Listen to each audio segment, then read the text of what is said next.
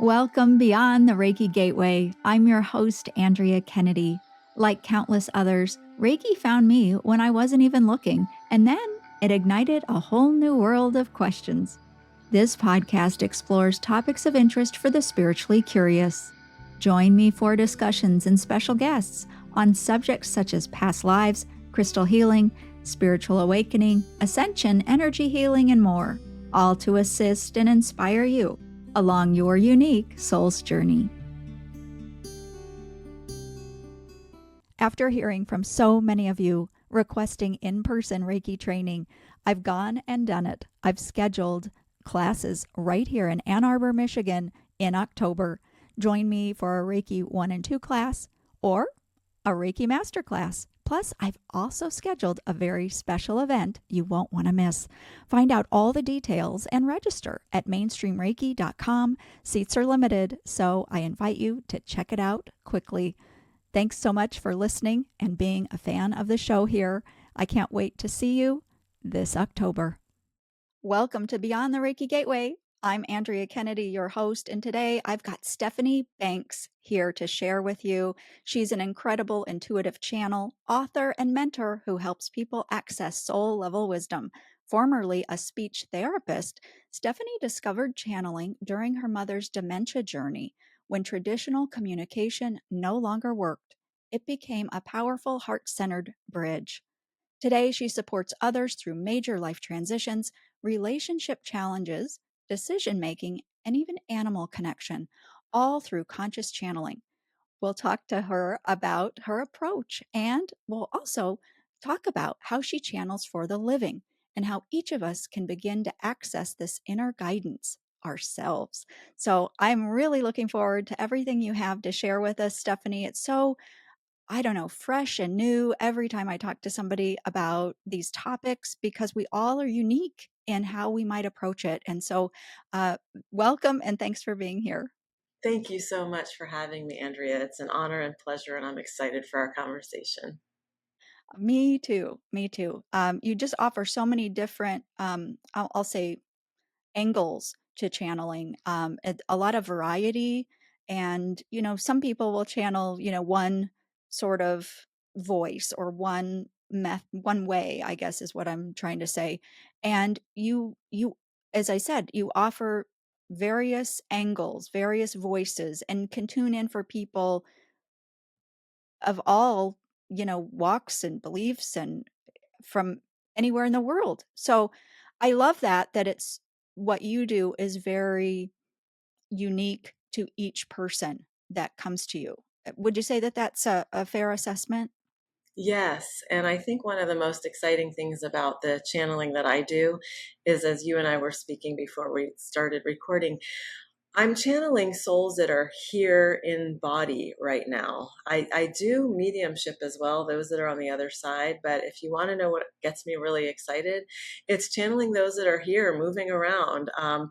Our children, our spouses, our supervisors, our living relatives, our living friends, our not friends, everybody that's walking about here with us. And when we can connect on the soul level in that way, it does have the capacity to change the entire relationship and create a platform, a possibility of healing and transformation. So that's what I feel like my soul most wants to dedicate itself to, is those that are here in body so we can understand ourselves better. I also want to ask you about that word channeling because, as you mentioned a second ago, meant mediumship. And so let's start there. How do you define channeling? And how is that different than mediumship? So I will define it. And I also am of a newer orientation to have them all be in one category, which is simply spirit. But to the mainstream way that we like to have things defined and in neat little containers and descriptions, I define channeling as connecting to divine energy and wisdom. And that's not something that exists outside of us. That's actually something that's within us. And for me, it's been a matter of learning how to get out of my own way so that these messages can flow through me and provide the guidance and the insight and the support and the love that I'm looking for or that my clients are looking for. So channeling is connecting to any divine energy and wisdom. And mediumship, what a lot of people define it as, is channeling from the perspective of those on the other side. So our ancestors and loved ones who have been in body but are no longer in physicality. That's often what's referred to as mediumship. And then again, I would say it's all spirit. So I sometimes get hung up on the language, but we don't need to, because it's all this beautiful vastness of what goes beyond what we see. I think that Helene Wabe, who was on the show recently, I think she also had quite an umbrella way of defining channeling, similar to what I'm hearing you describe. That's great, because she is someone I really look up to. And so if we are aligned in this, that feels wonderful. I've learned a lot from her and her research and the way she speaks about channeling. So yay. Thank you. Yeah, absolutely. Absolutely. And a moment ago, I mentioned how a little bit how you got started with this. Your mother had dementia.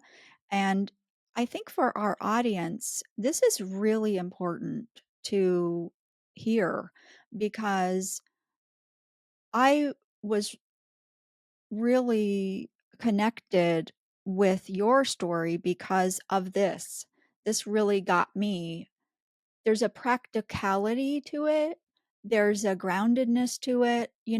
So many people are caregiving now for parents, perhaps, or family members that are going through things like this. And perhaps we're getting older and we're also thinking about how things will unfold for ourselves. And I did want to highlight this part of your journey. It was such a pivotal point for you. What can you tell us? What happened for you? Yeah. My mom had a much lesser known type of dementia. Now they have more research around it. It's called frontotemporal dementia. It affects the frontal lobes and the temporal lobes of the brain, and it affects younger people. Her symptoms started in her 50s, early 50s, maybe even late 40s, if we actually wanted to look, if we could prove that. And so it was, boy, it changed everything. It changed our whole family dynamic. It changed my relationship with her. It changed our ability to understand each other. We had so much frustration and miscommunication and misunderstanding. And I have a background as a speech pathologist. So one might think, oh, you got this. This is what you do all day, right? You work with people who have cognitive challenges. But it's very, very different when it's your parent. And there's all the emotional components and the historical components that are already part of that relationship. So as our connection and our relationship was really breaking down and breaking apart as a result of her dementia, the universe gave me a best friend who was a phenomenal channel. And I'm only using past tense because she has passed on. But I asked her, would you please channel my mom for me? Because I'd seen her channel all these other living beings. And I thought, if I could tap into that, maybe there's some insight that I'm missing that will help me protect and preserve my relationship with my mom. So she did. She channeled my mom for me multiple times. And I got to ask the questions that were on my heart. What do you need from me? What are our souls here to do together? Where am I missing the mark? How can I allow you to be the grandmother you really want to be without feeling like I have to run ahead of you and prepare everything or intervene, and so her soul was able to answer all of this for me, where she could not in the body with her cognition breaking apart. Her soul could give me that clarity. And it did change our relationship. It did save us as mother-daughter, relationships go. And it improved everything, and it made things so much more smooth and loving and joyful. We would laugh a lot. You have to kind of laugh at dementia, otherwise you spend all your time crying. And it was powerful. It was life-changing. And at that point, I figured, if this is what channeling can do for me and my mom, what else could it do for other relationships in my life? I have to learn how to do this for myself. So I did. Was it your friend who taught you, or how did you move forward? She was a model for me, but she wasn't a teacher in that way. She sent me to her mentor, who luckily lived locally, and I went to classes with her, and she taught us how to use a pendulum. She taught us how to use a letter grid to get words spelled out, to get the names of our spirit guides spelled out. Wild things that I never even thought were going to be part of my experience with channeling. And that's where I started. And then I continued on with my work with Sonia Choquette, who's a world-renowned psychic medium. She, at the time, was still living in the States, and I went to all of her levels of training for her courses. And I remember the moment I was looking for my next course, I was sitting in the carpool line at school and talking to my guides. And I said, okay, where's my next class? Who's my next teacher? And the guides laughed and they laughed. And I was like, well, I'm not joking. I'm ready for another class. And they said, oh, no, sweetheart, you are done with the courses for now. It's time for you to serve the people. And I sat with that for a while. My heart was racing because I was trying to imagine, am I really ready for that? Does one ever feel ready for it? What if I get it wrong? What if I cause harm? What if there's chaos that's a result of this? And I agreed to them then, if that's true, if you really find me to be ready enough, then I will serve, but please be the gatekeepers so that those I serve are as close a vibrational match to my natural state as possible. Because I knew if I was serving those who were in deep density or just a mismatch for my frequency, it would take me a long time to recover from that. So they have kept me, kept the client base right in that field of vibration. And I've been very, very lucky. I love your story, and sitting in the carpool line, so mainstream, right? Yeah. I want to go back just a little bit. Um, and I don't want to let the story with your mom go quite yet. What did you learn from the channeling in that situation that other people might also be helped with? What new insights perhaps did you receive? My mother's soul was really clear on all the things I was doing wrong. Yippee. But that's what I was asking for, right? Like, how Yes. can we be Uh-huh. more connected? How can I honor what we are here to do?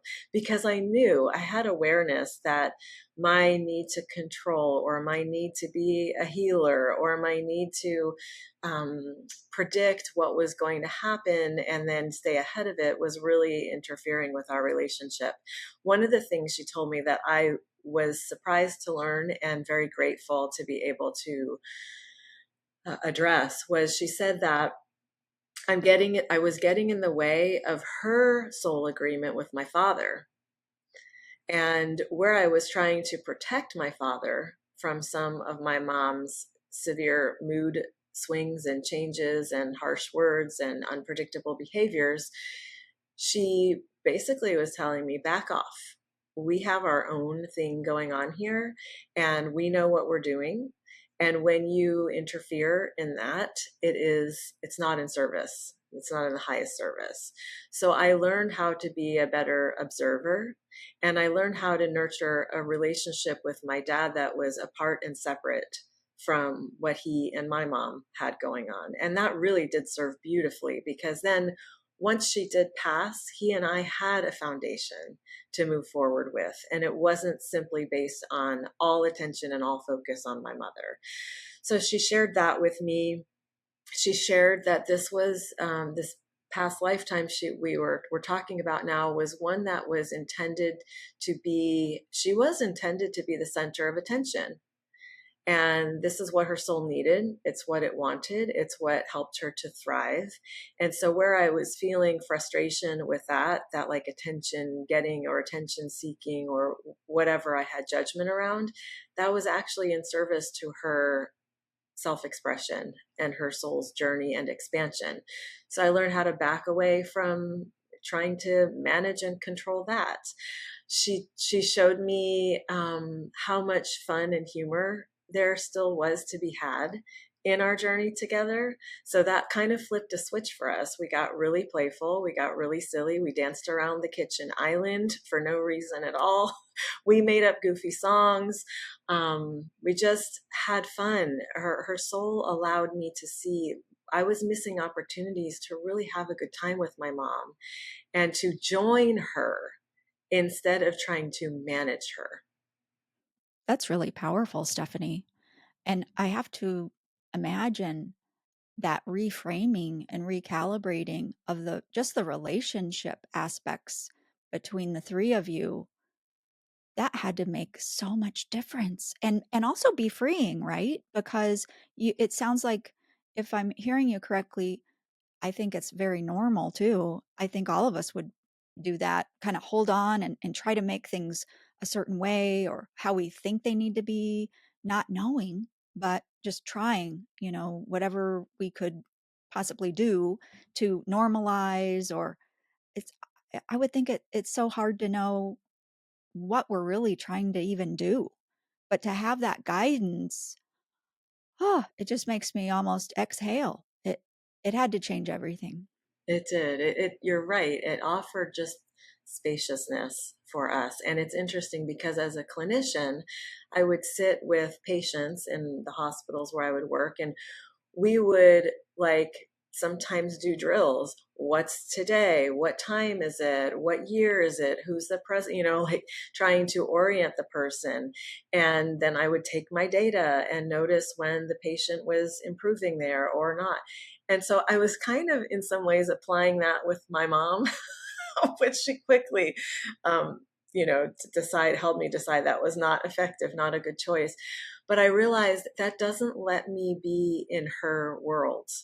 If she thinks that she needs to wear a sweater when it's 95 degrees outside to go for a walk outside, why am I trying to argue with her about that? Why don't I just get her darn sweater, let her wear it until she's hot, and then I'll hold it for the rest of the walk? There's just smoother paths to take that will allow for a relationship to really thrive, even if a person is losing their connection to whatever we call reality. I love that. You did air quotes, Yeah. whatever we call reality. Yes, because that is a question, isn't it?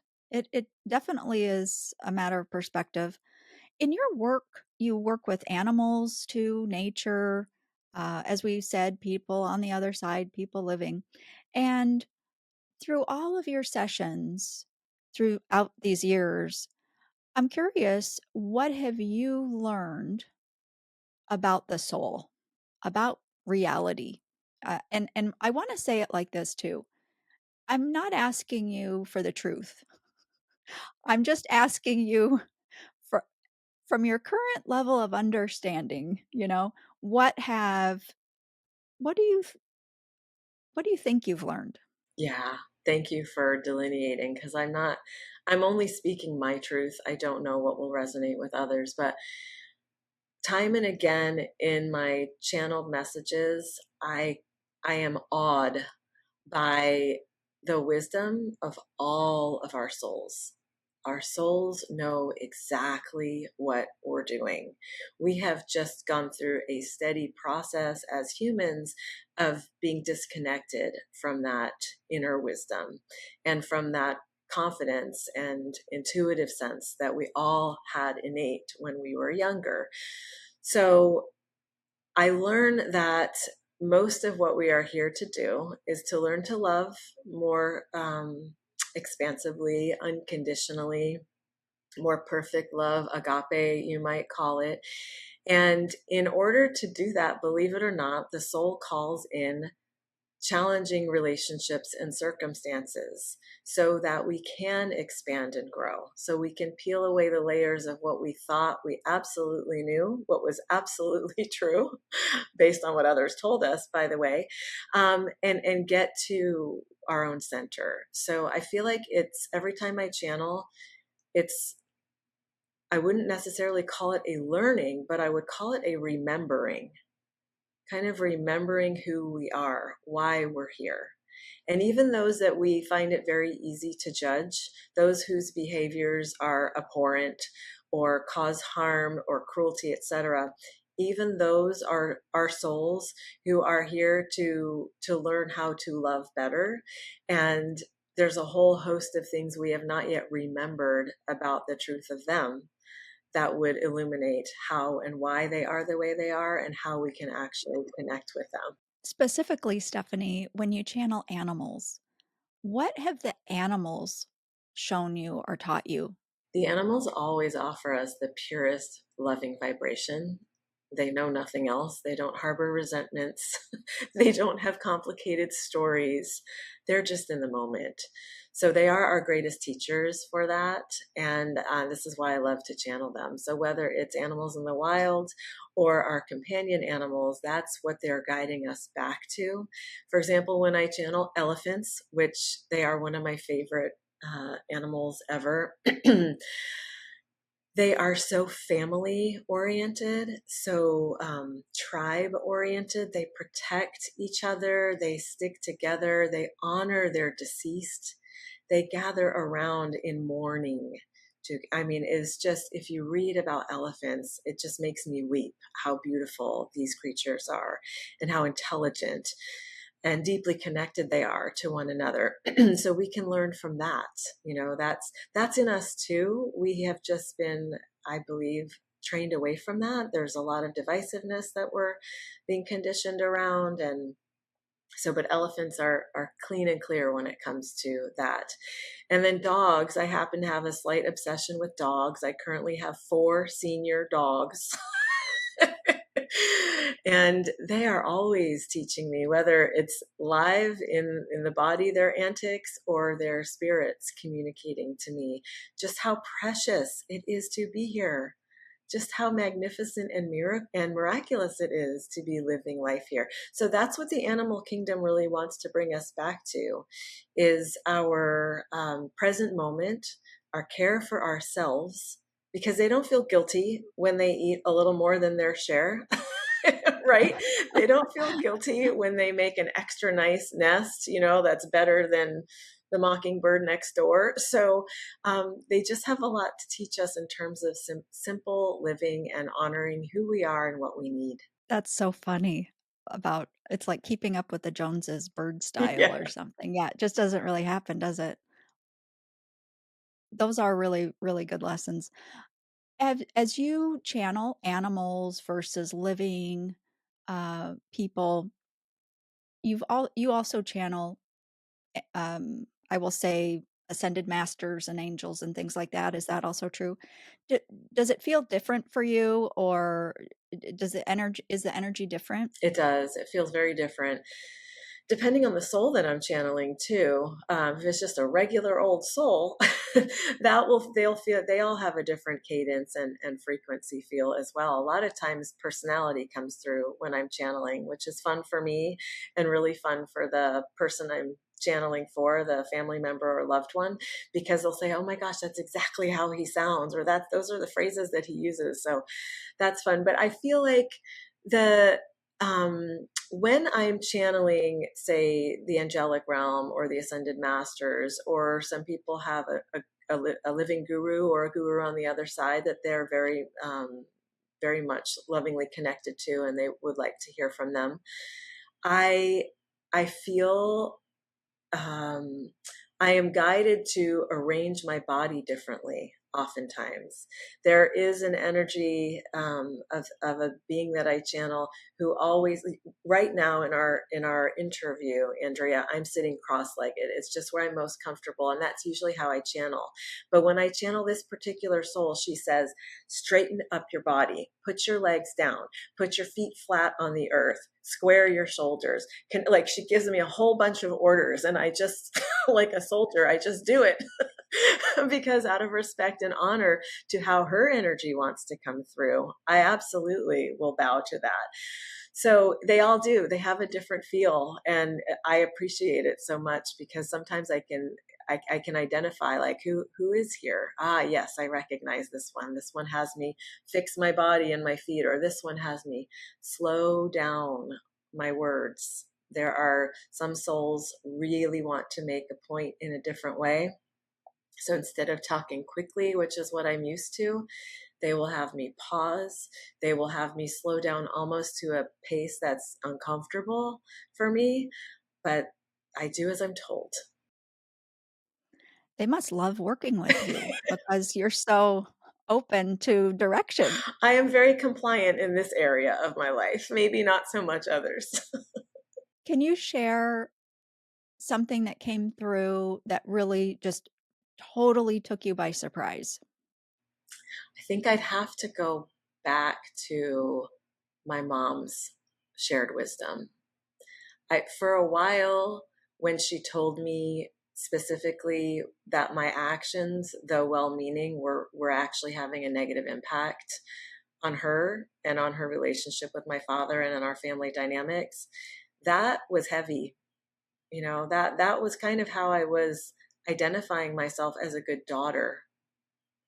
And so I really had to re-examine and reevaluate and reestablish how and who I wanted to be with her, um, and for her and for my father. So that was like a big point of transformation for me, and that was very, very surprising.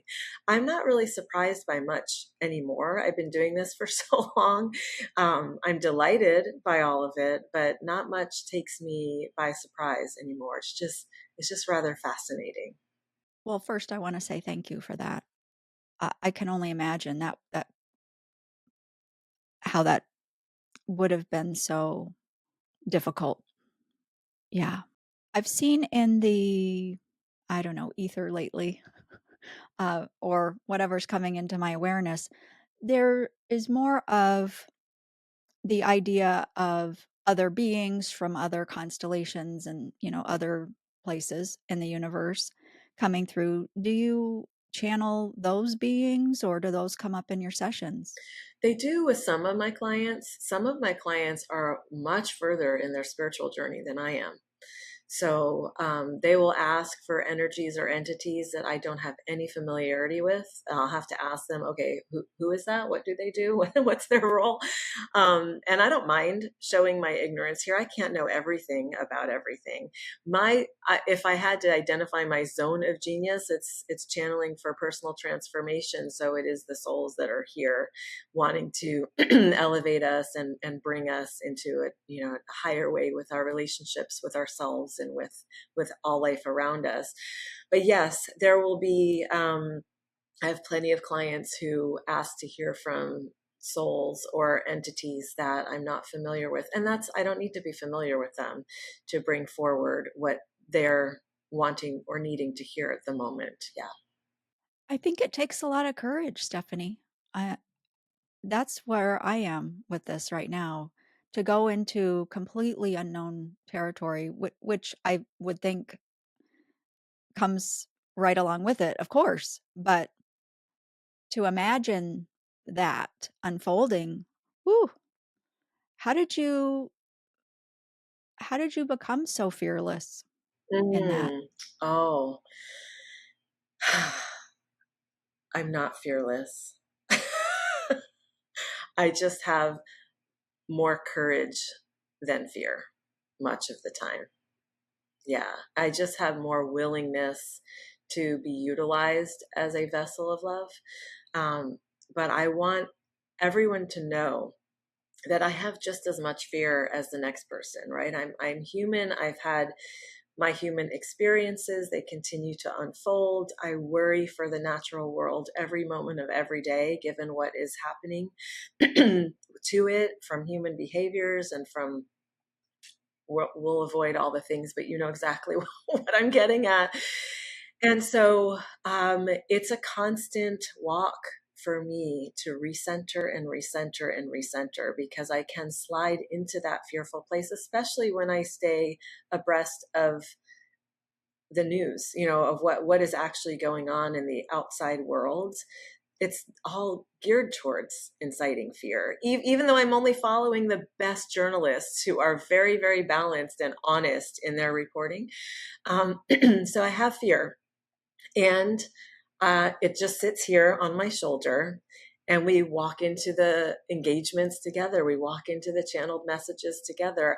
My guides of protection are my greatest assets. And so I always know that even though my mind might be in the replay of fear, my guides are bouncing off and deflecting from me anything that could be harmful, anything that is not for me.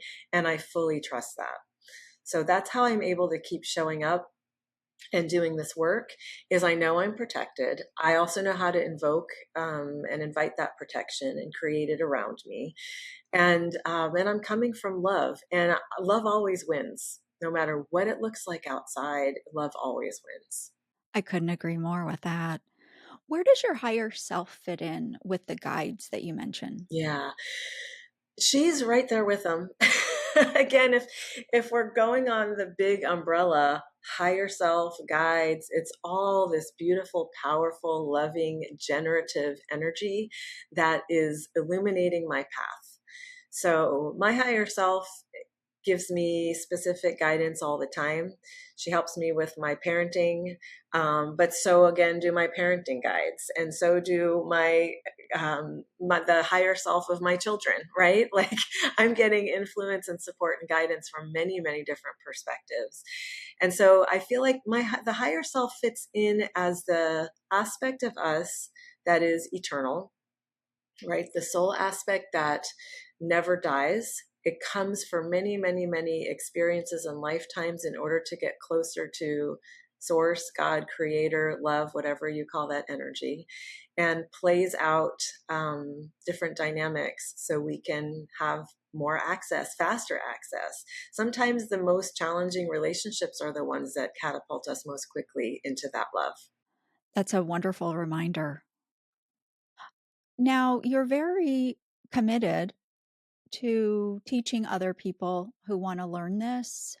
Um, and you do say that everybody can learn it, correct? 100%. Yeah, I definitely believe that. If you want to, and if you're willing to put in the practice, you can't just say, I want to learn it and expect to have access, because that's not really how it works in my experience.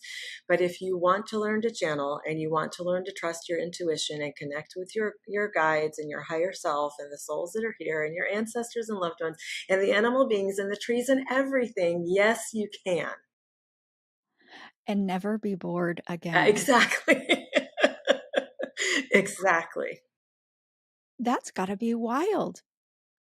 So, as you move about your day, how do you walk in both worlds? Yeah, I'm pretty clean about my boundaries. I have a ritual that I do before I channel for a client that clears me and sets the energetic so that I can receive. I also have a closing ritual that I do with cord. These are my high-tech cord cutting scissors. And I just move them around and disconnect from any energetic cords that might remain. And then I can go off to Costco. Right. And then engage with the outer world and know that I do have some visits and some connections that happen in the cereal aisle, but they're not bothersome to me. If they are a little pesky, I'll say, not now, I'll meet with you next time I'm channeling. But sometimes it's like my mom who wants to say something from the other side, or my grandmother, or one of my children that I'm sensing needs a little something more from me. So I'm open to receiving most any time, because I have made it very clear that I'm only open to receiving the highest loving frequency. That's so important, I think, what you've just shared, because it demonstrates your sovereignty and your energy, and that there's no need to have fear about connecting. And I wonder if you could talk about fear, because a lot of people do have that. Once we start going into these more um, unfamiliar, unremembered skills, unremembered ways of being um, ourselves, fear is a really big obstacle for so many people. What can you share about that? That's absolutely right. And when I ask people in my classes, what are your greatest concerns or fears? It's always, what if dark energy comes in? What if it's a negative, voice? What if they create problems, et cetera, et cetera? So it's a very natural thing to be worried about. We've also been nurtured on that. So this didn't happen in a vacuum, right? A lot of people, whether it's from religious upbringing or cultural traditions or whatever it is, have a concern that this is going to be that they're going to be at risk somehow if they open up to channeling. So what I teach is, first and foremost, the foundation must be that you attune to your inner state.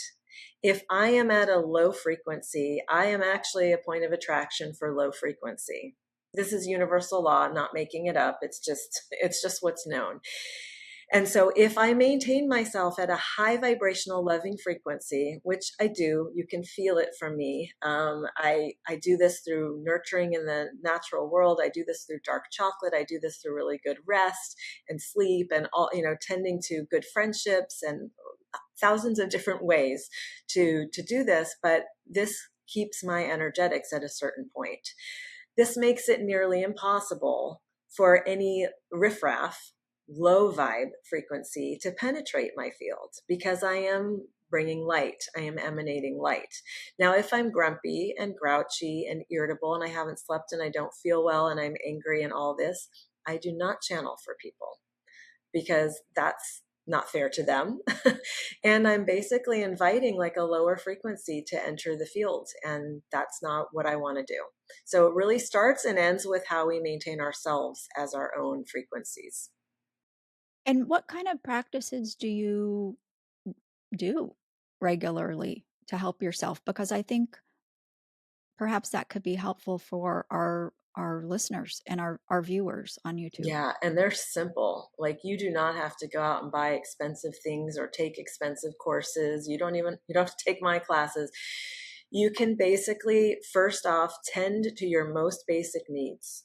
That is sleep, that is hydration, that is high vibrational food, that is nurturing relationships, all the things that you need as a foundation. That must be tended to primarily. For me, my garden provides me with such high vibrational joy.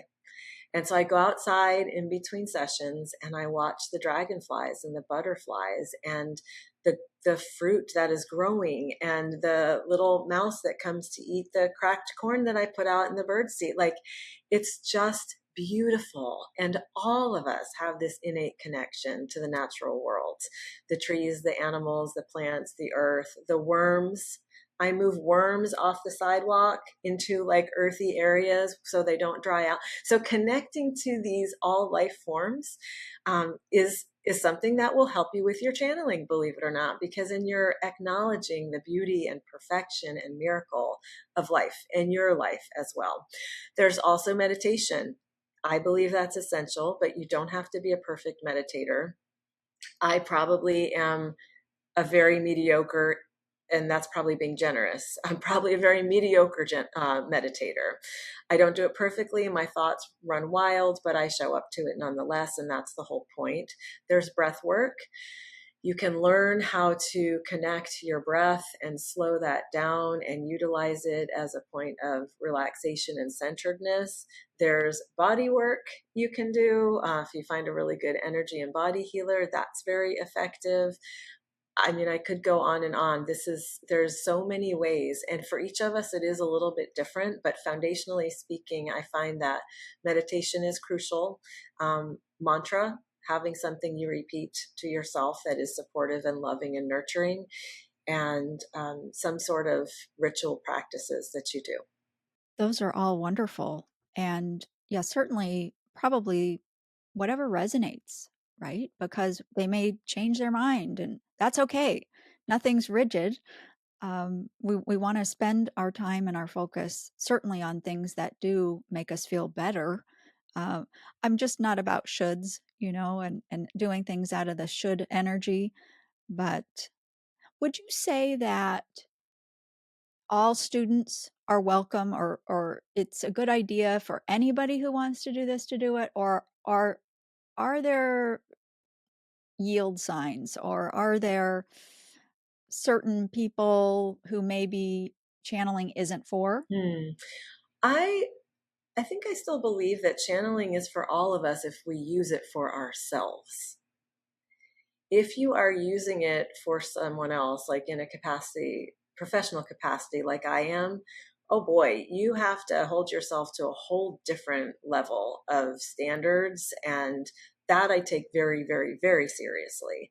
So, and I do teach those who are either already channeling professionally and want to, work on different things, or who are looking to incorporate that into their professional work. So I teach from that perspective. I teach it, I'd say, more seriously, because I think we have a higher responsibility if we are bringing forward messages for others to ensure that they are of pure love and not something that's going to take someone off their path or create chaos or confusion for them. And I've seen that happen a lot with people who have come to sessions with me. They've said, I was told this years ago by someone. They said this was going to happen, and I've been afraid of it ever since. Or they told me that, they've heard all kinds of scary things that have been very disruptive to their relationship to themselves, to their relationship to spirit, to their experience of life. So I'm pretty serious about that. That's not any part of what I'm teaching. That's not any part of loving channeling, actually, or of the highest vibrational frequency. So most of the time, the people who are in my courses are wanting to trust themselves more. They're not saying, I want to take this out to the global world and have this be a livelihood. And I think that is the best place to be. That's where I started. I saw what it did with my mom and I, for us. And I said, okay, how can I apply this more to myself? How can I be a better sister, mother, daughter, friend, aunt, in my world by using channeling and trusting myself in what comes through? So that's where we all need to be starting. And then if that extends outward and you find that you're also a healer and you want to use it in your healing capacity, or you want to use it in this or that, absolutely. There are beautiful pathways to do that. But first and foremost, bring it in for yourself. Use it just for yourself. Don't go around sharing messages. Even if you think you got one for someone else, you can cause chaos and harm. I'm so glad that our conversation went in this direction because, I have run into people myself, and they have said things like that. Oh, well, I went to a psychic 25 years ago and they told me my soulmate looked like this. And here they are, older. If the person didn't fit the description, they said no to any invitation. And now they're all alone. And it brings up these questions like, you know, where does that information come from? Maybe the psychic's just reading your own thought. So as you describe this, it really does open a door to this whole question of expectations and boundaries and ethics. So I'm so glad that we went there. But that has me asking, if we're channeling living beings,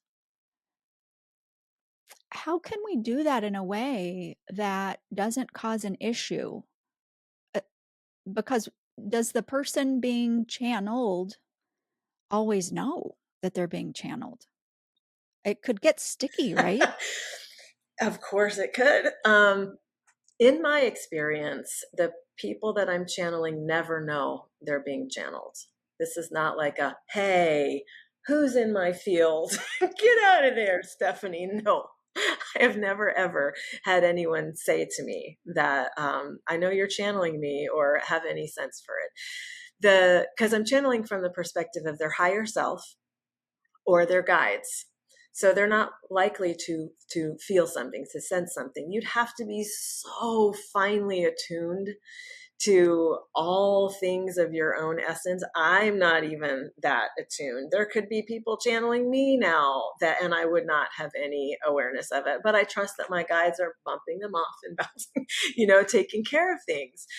So yes, it could be sticky if you go around saying, hey husband, I'm going to get online now. I'm going to channel your soul and find out why you're such a creep. What? That could be a problem. Don't do that. Yeah. But Yeah, I know, right? it's really intended. The channeling that I do is always for deeper compassion, deeper understanding. The underlying desire is love and improved relationships and greater care for one another. So for that, it stays really clean. It's nothing that I worry about. But again, I always tell everyone taking my classes or wondering about this, don't go around sharing what you think you're channeling. Also, people will say, okay, so this session was great. You helped me understand my husband more. Can I share this session with him? And now it's not my decision to make because it's their session and their recording, but I will always say, listen to your intuition. And if any part of you is hesitant, go with the part that's hesitant and do not share it right now. Because again, if that person feels intruded upon, if that person feels exposed, if that person feels exploited in some way, and the channeling never does exploit anyone, but that's all they'll need to feel mistrust, and then you have just undermined the whole reason why you connected to them. Correct. Yeah, that is a lot to think about. It's a lot to reflect on. And it's funny that you said that too about somebody could be channeling me right now. Because, on my YouTube channel too, I mean, I really put myself out there and people are, I'm sure, sending me all kinds of stuff, every time they're looking at my video or whatever. And people have said, how do you handle that? Or isn't the energy crazy? And it's like, it's all being taken care of because it's not affecting me, at least to my knowledge. So, but yeah, so it is interesting to start thinking about or considering boundaries and how they work and intention. And what I'm hearing you say too is that intention is really everything Yeah, that sets the stage. absolutely. Yeah. It kind of has to be. It sets right, exactly. It sets the tone, sets the stage. Yeah. And you mentioned about suggesting to your clients that they follow their intuition. Mhm. How can we trust the intuition? Do you have any guidance, any tips that can help people believe it? Yes, this is such a big deal, isn't it? Mhm. I can even fall into doubt myself. It's a very slippery slope. So intuition is usually the first thing that comes through before we start to run it up the flagpole of self-doubt and insecurity. So if you can pay enough attention to your sense for things, your inner sense, and that first hit, that first thing you get, that is usually the thing to trust. That's usually your voice of intuition telling you, yes, this is for me, or no, or whatever it is. But if you blink, if you wait too long, then all of your thoughts, all of your fears, all of your conditioning from society, from culture, from family, from religion comes pouring in. And then we're in this swampy water of uncertainty and insecurity and doubting ourselves. So there are many, many practices out there that will tap people back into their intuition. And really anything we talked about before, anything that serves you in being a clearer channel is going to serve you having access to and trusting your intuition, because they're one and the same. Channeling goes through the place of intuition, comes also through the place of imagination, so that you can see and understand different aspects. But that's going to be the answer to, for you. Also, take stock of your relationships. Are you in any gaslighting relationships? That can really mess with your sense of your own intuition and your trust in yourself. Are you in any other types of abusive relationships? Where can you create more love and more clarity for yourself in your day-to-day life? That is going to feed your intuition and your connection to it really beautifully. Very well said. I think if more people could just trust their inner guidance, the whole world would be different, right? Absolutely. And you know what else is a really good vessel for trusting the inner truth is the body. Your body will never lie to you. It's never going to show a disruption if none is there. It's never going to show a problem if none are there. So you can use your body as this beautifully, perfectly designed vessel to give you information and to trust that information that's coming through. By the time your body's showing it, it's usually been in process for a while. You're getting the latent stages of a disruption, but trust it. Always trust the body. Can you give an example of that? Well, there are some people that I have had to learn not to spend time with. And over the years, I have forced myself, for one reason or another, to spend time with these people. Now, in some ways, if it's a family member, you sometimes can't control that. But I'm not speaking about family members, I'm talking about other people. And my body would signal me with a racing heart rate before I would interact with that person.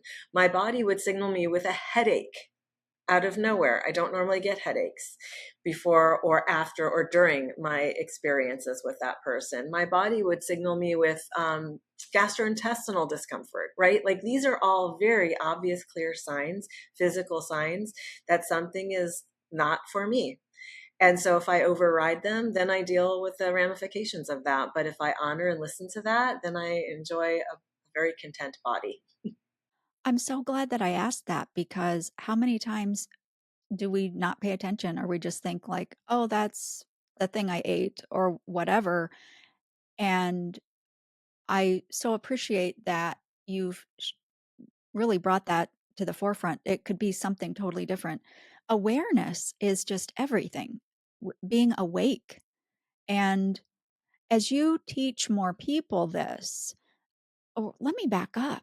Are you seeing that more and more people want to learn it Definitely. over time? Yeah, Yeah. I think that is the beauty of being here now is we are in a great awakening. It doesn't look like that sometimes or all the time, but I know we are. I channel it all the time, so it's true.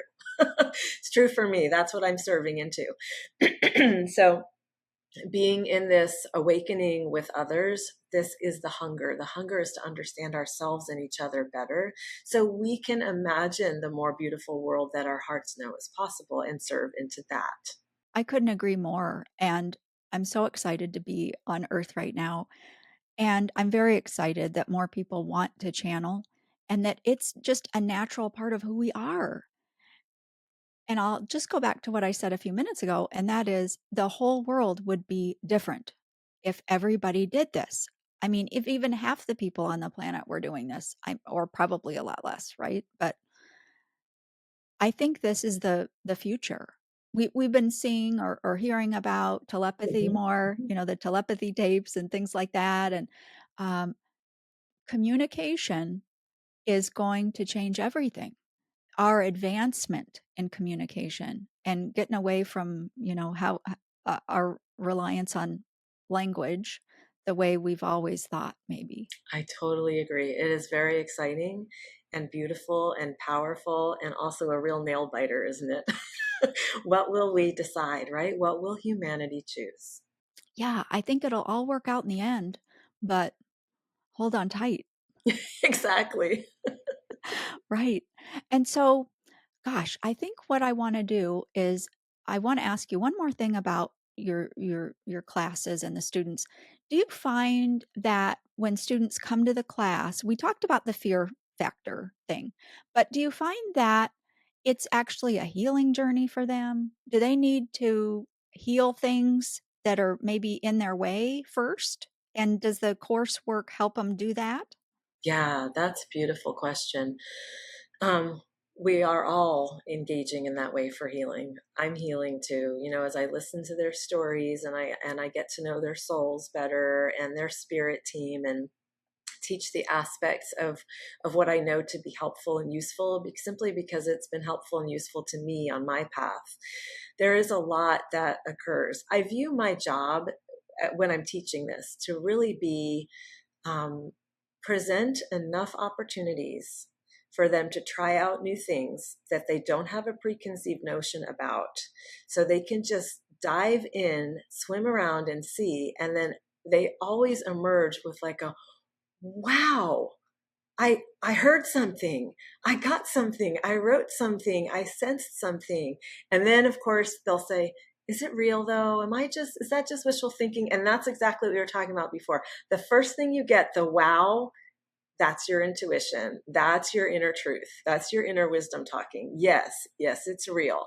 Can we prove it with mechanics and other things? No, we can't. And that's all right. We would waste so much time if we were having to prove everything that comes through us. So if it feels amazing and open and light and real and true to you, yeah, we get to keep going in that direction. What a wonderful message. I love it. And we all are journeying. And I think one of the things that you have so kindly shared is we're all in progress, right? We're all in motion. And you don't have to be perfect to do this kind of thing.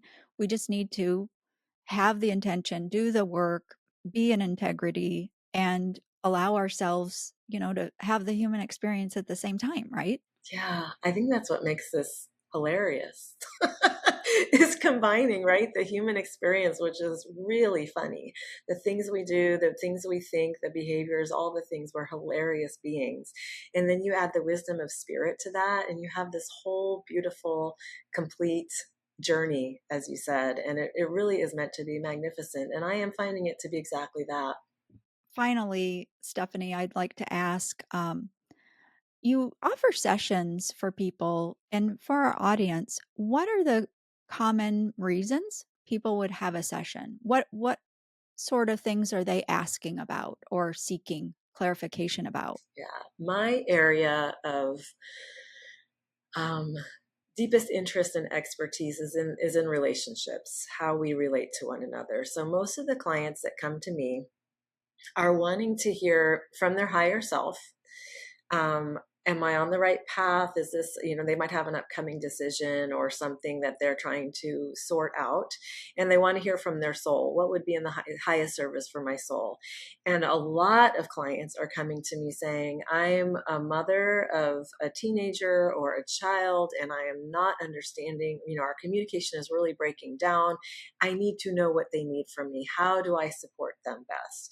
I work with couples who want to understand what their soul agreements are and how they can be in service to each other, or why they're bumping up against the same frustrating blocks with one another that they have.